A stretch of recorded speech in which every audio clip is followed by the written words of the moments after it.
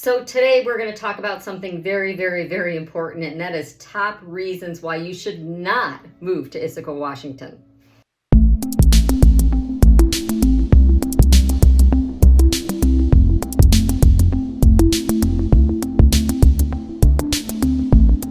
Welcome to the Living in Bellevue, Washington channel. Today we're going to be talking about Issaquah. What's up? If you're new here, this channel is all about what it's like to live in Bellevue, Washington, or any of the other beautiful surrounding areas that we have close by. If you're not new here, thank you so much for coming back. Welcome. Please hit that like button down below. It lets anybody who's looking for this information find it a little bit more easily. Please hit that subscribe button and the notification bell. And you'll be notified anytime I upload a new video to this channel. Today we're talking about Issaquah, and I'm gonna tell you the up, down, left, right, what it's like to eat, sleep, breathe in Issaquah, Washington today. Hi, my name is Silva. I am a real estate agent right here on the east side of Washington.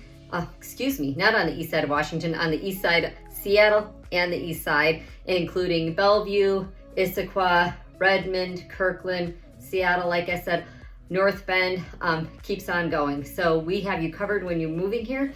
If you are interested in moving to the area, look, we get so many phone calls, so many text messages from people looking to come to this area, people from within Washington and people outside of Washington, even outside of the country. If you are coming here, you can do the same thing. You can call, you can text, you can email, you can hit that calendar link down below and get on the calendar. However you want to get to Washington, we've got you covered.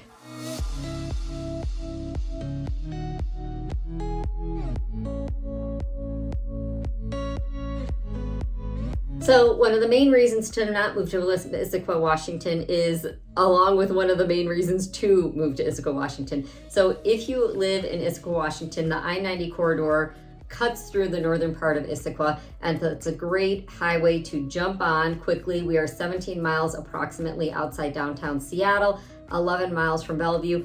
If you can get to I-90 quickly, the commute is relatively fast. However, Issaquah runs north-south and I-90 runs east-west, so there's a significant portion of Issaquah that is not super close or convenient to I-90. If you are living south and you are taking the 900 or Issaquah Hobart Road, those are both just regular roads. There's one lane going north-south, one lane going north and one lane going south.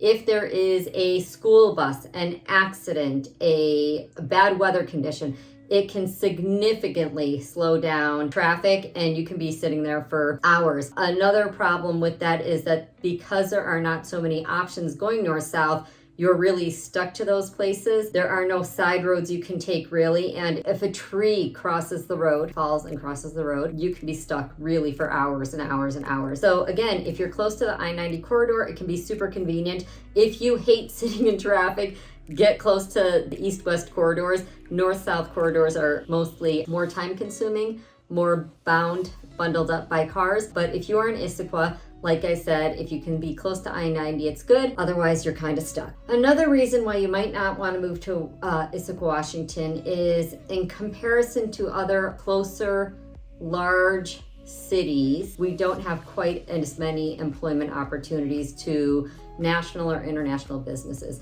Microsoft does have a campus in downtown Issaquah that houses I don't know how many people. We have Siemens Ultrasound, we have Costco headquarters. I mentioned those three a lot. Those are probably the biggest ones located in Issaquah.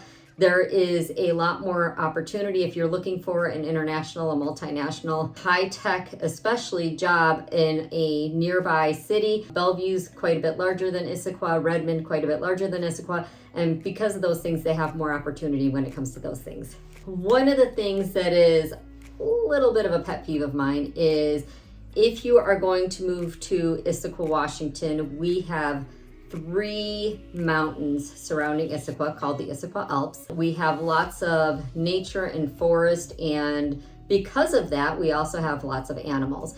If you are not going to be comfortable with animals in your proximity, probably stay away from Issaquah. To put this into perspective a little bit, I have seen black bear walking on the side of I-90, a mom and 2 cubs. I have seen a cougar loping down a side road in a neighborhood. That was in the High Point neighborhood. We have had Numerous friends, I haven't been lucky enough. We have had numerous friends show us pictures of bobcats in their backyards. I think that would be amazing. We have had bald eagles in our proximity.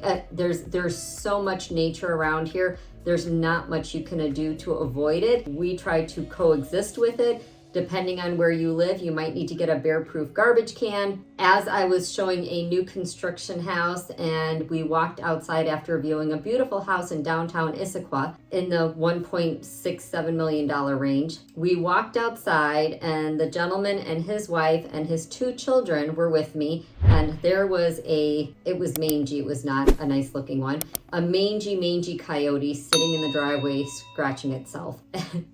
And the gentleman asked me if we could pet the coyote. No, we cannot pet the coyotes. We have to have a little bit of fear, a little bit of respect, and we have to know that we are not the only ones in Issaquah. So if you do not like wildlife coming into your yard, they're going to find a way into your yard. And we're not just talking about the random raccoon or a couple of deer. The deer will decapitate your rose bushes. The bear will go through your garbage can. We have animals all around, and it's part of the beauty and also part of the curse of living in Issaquah. Another reason that is a pro and a con for living in Issaquah, Washington is all the big, beautiful trees. We have forests and forest land everywhere, and we have those 40, 50 foot tall evergreens surrounding us everywhere you go. So what's beautiful about them is that it is the evergreen state. We are green all year round. You can tell when the leafy trees lose their leaves because it just looks like fire going up the mountainside, but it stays green predominantly all year round. This does mean that if you have a yard with a lot of big trees, you are going to have shade. Probably not a lot of grass. One of the telltale signs if you have a yard that's not getting a lot of sunlight is that you have no grass or you have moss. And those are some things we look for when we're looking at houses. If you want to plant a garden, if you want to grow flowers, you need to make sure you get some sunlight. So the big, beautiful trees are beautiful to see all the time, but they can also wreak havoc on your roof, and they make your house very dark inside, so you're gonna have your lights on all the time. Picture this. It is, I don't know what day of the week it is anymore. My children are quite small, and we are standing at the bus stop, and a friend proceeds to tell us how she is driving her son to a friend's house, and he is sitting in the passenger seat in the front seat as they're driving to the friend's house, and she drops him off at the friend's house, and on the way home, a branch falls from the sky from one of those big trees and goes through her front windshield into the passenger seat of her car.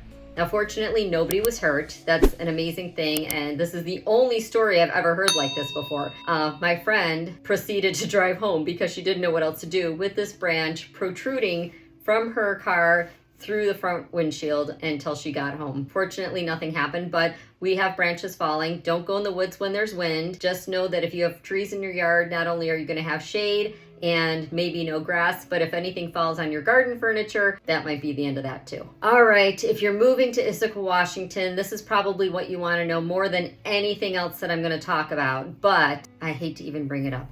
The cost of living, the cost of housing in Issaquah, Washington is higher than the national average. Right now, today, houses are sitting on the market for an average of 36 days, but there are many, many houses that are selling within the first day, the first few hours, getting under contract. So there is still a very robust housing market in spite of rising interest rates. Median income living in a house in Issaquah is about 1.5 million. And while I hate to bring it up, it's the sad truth that if you want to live in Issaquah, we have beautiful things to do and you're never going to want to leave again, but you have to know that the housing is going to be more expensive. One last thing to talk about is hills. Issaquah, like I said, has 3 mountains in town, and that means that it is pretty likely that you're going to live somewhere on a hill. The hills are beautiful. We love the hills around here, but you are going to go through breaks faster than you ever imagined. If you have a health condition that requires you to get easy access to a hospital, you want to make sure that you are in a location that is not ever going to be impeded by downed trees or drivability. While we don't get really bad weather conditions, we don't get a lot of snow, when we do get snow or icy conditions, everything shuts down. There will be no school, there will be no people transporting to work, because it is just no way to ice, sand, plow to make those hills safe. So Issaquah has a lot of these hills, and if they are not for you, probably don't move to Issaquah. So don't forget, however you want to come to Issaquah, you can give us a call, text, email, hit that calendar link down below. Me or my team will be able to help you if you're moving within Issaquah, if you are coming from within Washington, if you are coming within the United States, or you are coming from anywhere in the world. We've got you covered on your move to Issaquah.